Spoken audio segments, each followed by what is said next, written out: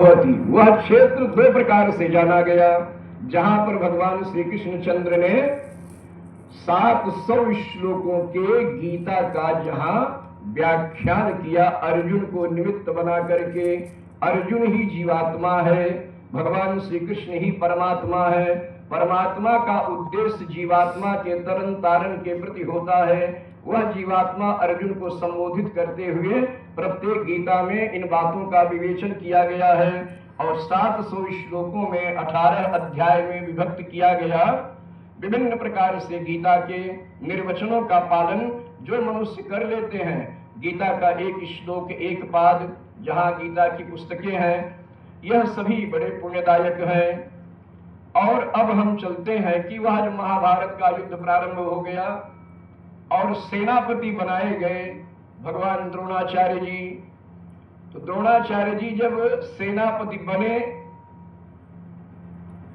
तो अर्जुन को भी जिन्होंने पढ़ाया हो, पांडवों को भी जिन्होंने पढ़ाया है, कौरवों को भी जिन्होंने पढ़ाया है, उन सब को पढ़ाने वाले वो गुरु हैं, महागुरु जी हैं वो। और उन्होंने इतनी विद्या सिखाई है कि किसको कौन कौन सी धनुर्विद्या उन्होंने सिखाया, वेद विद्या उन्होंने सिखाया, लोक विद्या उन्होंने सिखाया, व्यवहार विद्या उन्होंने सिखाया, सब प्रकार की विद्या का उन्होंने वैभव का विस्तार किया है। अब गुरुजी जब सेनापति बनाए गए तो विद्यार्थी शिष्य क्या करे? तो द्रोणाचार्य जी जब सेनापति बन गए तो उनके समक्ष में युद्ध करने का सामर्थ्य किसी में नहीं था। भगवान श्री कृष्णचंद्र विचार करते हैं कि आज तो अर्जुन का वध भी हो सकता है, आज पांडवों की सेना नष्ट भी हो सकती है, और अब सेनापति गुरु द्रोणाचार्य जी हैं। तो युद्ध प्रारंभ होते होते सब युद्ध प्रारंभ हो गया, सब कुछ हो गया। द्रोणाचार्य जी ने थोड़े ही समय में सारी पांडवों की सेना को तितर बितर कर दिया, पराजित होने लगे जब पांडव लोग। तो भगवान श्री कृष्ण के सामने महाराज युधिष्ठिर हाथ जोड़ते हैं, बोलते हैं भैया केशव अब क्या होगा? भगवान श्री कृष्णचंद्र कहते हैं कि भैया एक काम थोड़ा करिए, आज आप बहुत धर्मात्मा हैं, बहुत सत्यवादी हैं, आप थोड़ा सा झूठ बोल दीजिए। बोले केशव मुझसे झूठ बोलवाओगे? अरे हमसे ये नहीं होगा, मैं झूठ नहीं बोल सकता। बोले आपसे हम झूठ नहीं बुलवाएंगे। परमात्मा जब मनुष्य से झूठ बुलवाना चाहते हैं वो झूठ बुलवा देते हैं, उसको पता भी नहीं लगता और अपना काम कर लेते हैं। भगवान ने कहा कि भीमसेन भैया, अब द्रोणाचार्य जी को पुत्र का मोह बहुत है और इनके पुत्र जो अश्वत्थामा जी हैं वो महान योद्धा हैं और 10,000 हाथियों का बल उनके पास है। 3 महाभारत में ऐसे योद्धा हैं जिनके पास 10-10 हजार हाथियों का बल है। एक है भीमसेन जी, उनको तो नागलोक का दिव्य अस्त्र शस्त्र प्राप्त होते हुए उनको वरदान मिला, 10,000 हाथियों का सामर्थ्य होगा। दूसरा अश्वत्थामा को 10,000 हाथियों का बल था। तीसरा जरासंध को 10,000 हाथियों का बल था। तो मगध क्षेत्र के राजा जरासंध थे, उनको 10,000 हाथियों का बल प्राप्त था। अब ये 10-10 हजार हाथियों के बल वाले हैं। तो भगवान ने कहा कि भैया भीमसेन, आप अश्वत्थामा नाम का एक हाथी भी है और अश्वत्थामा गुरु द्रोणाचार्य जी के पुत्र का भी नाम है। आप कष्ट करके अश्वत्थामा नाम के हाथी को एक गदा लगा के घसीट के ले आइए, भैया झूठ भी नहीं बोलेंगे और बात भी सत्य हो जाएगी।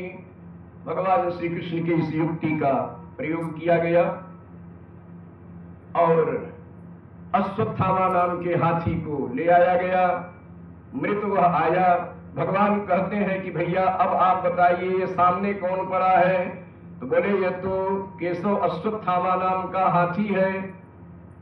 तो बोले ये जीवित है कि मरा हुआ है? अरे बोले मृतो अयम, ये तो मर चुका है। बोले बस आप इतना ही कह दीजिए, आप चल करके द्रोणाचार्य जी के सामने इतने कह दीजिए कि अश्वत्थामा मारा गया। और द्रोणाचार्य जी वहीं तुरंत अपना अस्त्र शस्त्र सब रख दी तुरंत ही लेके भगवान श्री कृष्णचंद्र अश्वत्थामा हाथी को घसीटवा करके भीमसेन को लेकर के बोले, तुम पांडव लोग सब लोग झूठ बोलते हो, तुम लोग कहते हो हमारा पुत्र मारा गया, अश्वत्थामा मारा गया, तुम लोगों की किसी बात का विश्वास हम नहीं मानेंगे। हाँ, युधिष्ठिर यदि कह दे तब हम बात का विश्वास मान लेंगे। तो युधिष्ठिर महाराज से सामने ले जाकर के उन्होंने कहवा दिया। संस्कृत में उस वाक्य को कहा है, अश्वत्थामा हतः नरः वा कुंजरः। कुंजर माने हाथी, नर माने मनुष्य। तो अश्वत्थामा नाम का मारा गया वह हाथी था या मनुष्य था। जैसे ही उन्होंने नरः और वैकल्पिक शब्द का प्रयोग किया, वैसे ही उन्होंने अपना पांचजन्य शंख भगवान बजा देते हैं।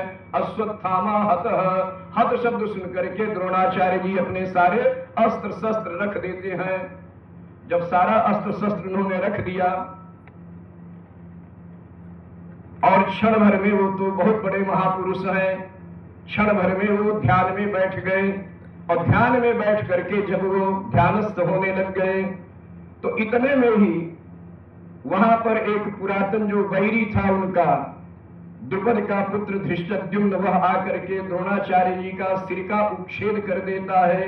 द्रोणाचार्य जी जब मारे गए और इस प्रकार किसे चारों ओर हाहाकार मच गया कि एक तो ब्राह्मण है, दूसरे ब्रह्म ऋषि हैं, तीसरे भगवान हैं, चौथे 400 वर्षों तक जिनकी आयु है। ऐसे द्रोणाचार्य भगवान के सिरोच्छेद करने के बाद में हाहाकार मच गया पांडव सेना में, कौरव सेना में।